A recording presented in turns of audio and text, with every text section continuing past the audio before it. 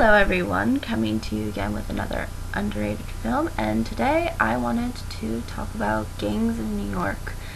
Now, in order for me to kind of address to you a little bit what this film is trying to talk about, I have to kind of explain sort of the history, because this is a historical film. Basically, this film focuses around the mid-19th century, and it also takes place sort of at certain points during the Civil War. And basically what this film tries to set you up with is these sort of different kinds of backgrounds that New York had encompassed within itself during this time period. In particular with the Catholic Irish immigrants. Now, you will probably see that the Irish, especially Catholics in general, weren't really necessarily treated as kindly through history in America. In particular, since the natives, as they call themselves, or the Protestants, were the ones who were sort of more inhabited within American culture and were probably the most dominant. So you will see how there is this real big conflict centered around this whole idea of the Protestants and the Catholics, particularly the Irish Catholics, because during this period Ireland was having a lot of problems, and so you would see that there were a lot of immigrants that were Irish during this time period, and they would immigrate to New York. And this is where we get like these gangs of New York. This is where we get these kinds of groups that develop, and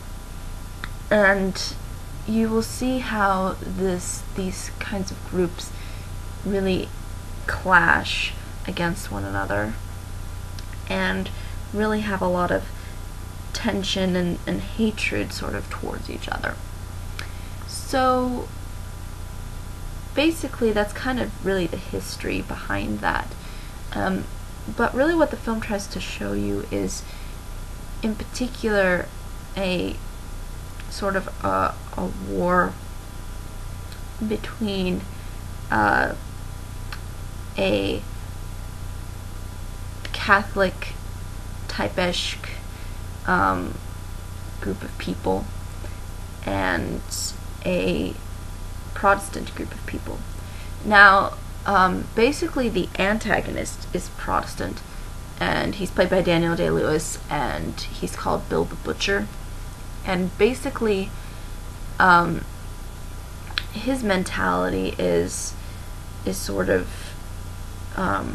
that, you know, he's a native and that, you know, he's somehow superior, and he likes to have this kind of authority, and you'll see that he's rather smart. He's a really smart villain. He's a very brutal villain, but he's very cunning, and he has a lot of he has a lot of dimension to him. And even though at the same time he's not really someone that we come to really like, there's still kinds of various traits that I guess sort of resemble his intellect and where he's coming from. And you kind of see how it all revolves around this kind of a culture and mentality that says, yeah, I'm superior, and I'm therefore a native, and I'm in the right here. And basically what ends up happening is that in the way beginning of the film, there's this big battle, and it's between the Irish Catholic immigrants and the Protestant natives. And you will see how Daniel Day-Lewis basically kills off our protagonist's father, and I'm really not giving anything away of this. It's like in the way beginning. The protagonist's father is named Priest Vallon, and he's played by Liam Neeson, which is pretty cool, but we don't really see much of Liam Neeson, unfortunately, in this film. He's clearly cut off way beginning. But I need to reveal that to you in order to sort of explain really the plot and how Leonardo DiCaprio's character comes in. Leonardo DiCaprio plays a man named Amsterdam, and basically he's the son of this like Catholic leader, and apparently yes, this priest Vallon is like the leader of this Catholic group of people, and I believe they're called the Dead Rabbits. And basically this group of people are sort of trying to, I guess, kind of defend themselves in a way. You'll kind of see how Liam Neeson sort of gives this kind of talk, and Daniel Day-Lewis does too, where they're kind of talking at the beginning before they battle, and they're kind of saying like how, you know, I'm in the right, you know, you should like basically Liam Neeson's just trying to defend his people, but for some reason Daniel Day-Lewis doesn't see them as someone that, as a group of people that really should be welcomed. And you know, you'll really see how there's like this real tension there in the way beginning. But basically the whole idea of this plot in a nutshell that you have to understand is that, without giving too much away, is that this death that ends up happening is what really brings in Leonardo DiCaprio's character, because later on when he's a lot older, and you'll see how when his dad and Bill the Butcher are fighting, you'll see that he's a young boy, and then it goes to years later when he's a lot older, and this is basically where sort of our plot begins, where he's a lot older, and therefore Daniel Day-Lewis's character doesn't recognize him as the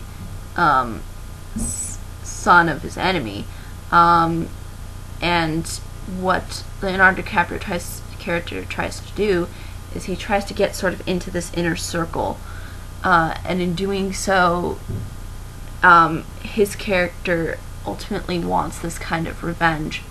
And it's very interesting to see Daniel Day-Lewis and Leonardo DiCaprio in a room together talking, because they do, I think, a really good job of kind of displaying this sort of emotions and showing you a little bit, you know, what it's like to kind of be in this kind of territory, where there are these two different characters from completely different backgrounds, but then somehow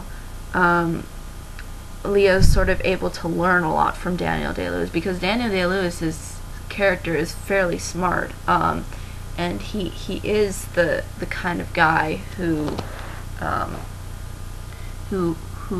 not just he's not really mindless, I'd say, a mindless villain who's just evil for the sake of being evil.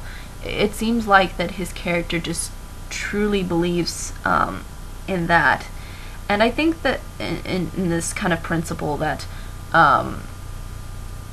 that you should, I guess, you know, be on his side, and that in order for him to like have this kind of power over people, because you'll see how ultimately he even draws some people that were from the Irish side to his side. So it's really about power, and you'll kind of see how everything is not really so clear cut as it seems like it, because you have this kind of intermixing of cultures, and really I think what the film does a really good job of doing is showing you how claustrophobic and how how it's not like the open west, you know, where it's like blue sky and wide space. It's very condensed, and there's like all these different people, and it's fairly, almost New York is fairly familiar, I think, to sort of England in a sense during the same time period. You know, it's very condensed into this little spot, and you'll see how there's all these different kinds of people roaming around, and all these different characters roaming around through this area, and I think that's what the film does really a good job of doing.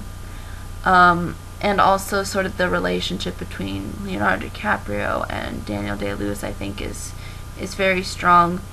Also, I think the dialogue is actually very good for this kind of movie. Liam Neeson gets really good lines, and he really has a way of showing his expressions and really presenting itself through the character that he's playing. So I think that's something that's definitely worth considering. There's also another character that I should mention, and that is Jenny Everdeen, who's played by Cameron Diaz, and basically she's a successful and discreet pickpocketer. And basically how she kind of comes into play is that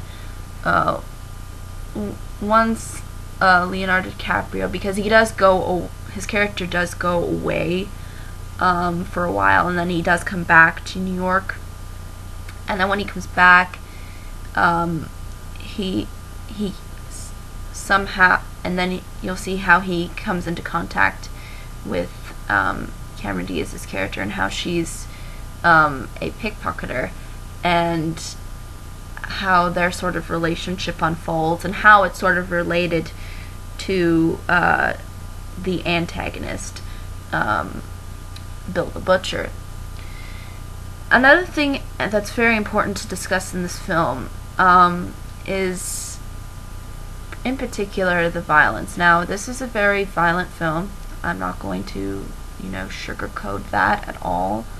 But I think it's done with a purpose, and it's trying to show you sort of the kind of insanity of this kind of a brutality during this time period, and how sort of religion and certain other factors, probably also cultural, maybe ethnic, really do kind of drive this kind of division and this violence. And you'll see how people get so divisive over these things, where to us nowadays that's almost sort of like non-existent, but still present throughout other parts of the world. But I mean mostly in Western culture. It's kind of not how it is nowadays compared with Western culture. Not necessarily the world in general. What I'm saying is particularly with Western culture. We wouldn't really see this kind of gruesome attacking and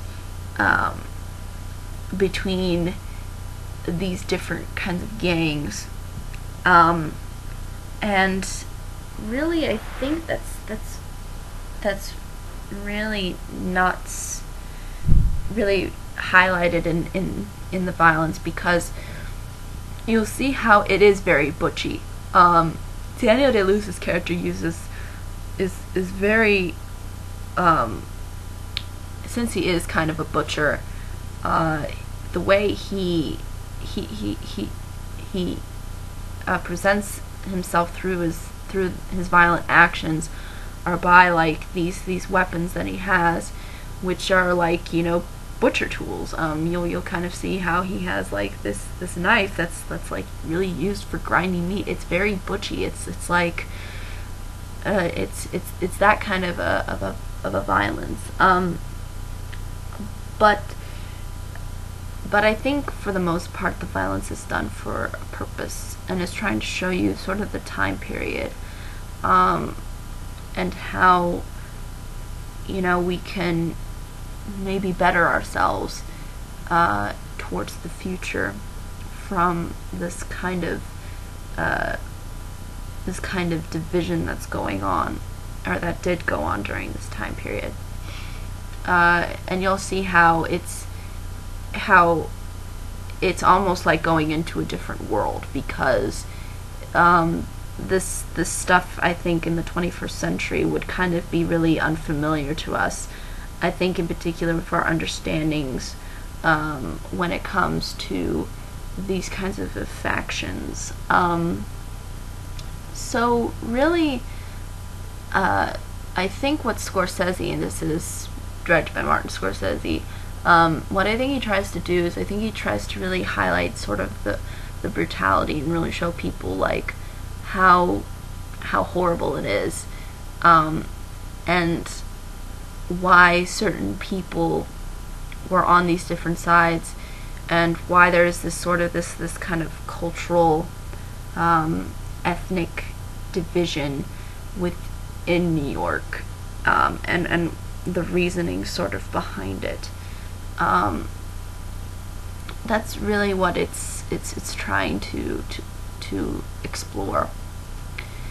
I think really that's all I could say about the film itself. And again, this film is not perfect. I'm not saying that this underrated film is somehow glorious. I think it does have some problems a bit, at least for my taste. Like some of the music choices I find a little bit like, especially with the first fight, I think the music really doesn't enhance it, or do anything for me.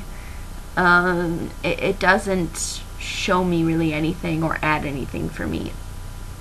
I think it does have issues, like any any film would. But I think what really stands out are the performances, in particular with Daniel Day-Lewis. Also, this sort of idea of exploring this kind of early New York. I find that to be very fascinating, and it kind of goes through sort of the evolution of it, because it does skip to certain times, and I really like how it structures itself, and how it's like trying to get us into this kind of a world. But I think what you kind of need to get out of this film is that this film does kind of display a little bit of history. It's not trying to hide stuff from you. That's really the point, I think, with the violence, is it's trying to highlight to you the problems that were going on within this time period, and how these problems really resulted in violence, and how prejudice is really a big factor, and how ultimately, one side hurts another side, and then the other side seeks revenge. Similar with kind of Leonardo DiCaprio's character, and how he had to witness his father's death as a young boy, and then have to go and have to sort of go through that throughout his life, and then finally be in contact with Daniel Day-Lewis's character, who's the ultimate person that really kind of is the main reason why he's so driven for this revenge. And even though Daniel Day-Lewis's character, I will admit, his character I don't think is meant to be likable. He's just meant to be interesting, like the Joker again. Except he's the antagonist this time. He's not like the protagonist like we looked at with the Hurt Locker. He's meant to be. He's kind of meant to be someone who sort of reflects kind of the mindset of the time period. I think he's sort of meant to represent the feelings of the Protestants during this time period in place. in particular because of the nativist idea, and you'll hear this term be coined a lot. And nativist means Protestant. It means like, because most of the people that came originally to the United States were more Protestant, and I think that's really the idea behind that, and you'll see how that really plays in. But I think it's really well directed. I think the acting is really well done. But there is a lot of violence. I'm not going to sugarcoat that is there. And I personally don't mind violence, just as long as I'm getting sort of I'm learning something through it. And I think for what it sets up through the time period, I think I do feel like I'm learning something. And I'm not really rooting for anybody or saying like, yeah, I want this person to win, or it's I don't think the movie intends to be that way. I think it intends to be sort of this look into the time period and how these divisions are structured, and how ultimately this violence is just so it's so raw and it's so messed up that it allows us to see like the history, and that how history doesn't provide such a smooth transitioning from one generation to the next. There's always has been like this kind of struggle, and sometimes that struggle ends up really resulting in violence, and I think that's really what it's trying to really get at with you. It's trying to sort of establish that understanding. It's not trying to put something on the screen and tell you something kind of pointless. It does have a point. I think everything does kind of have a purpose in itself.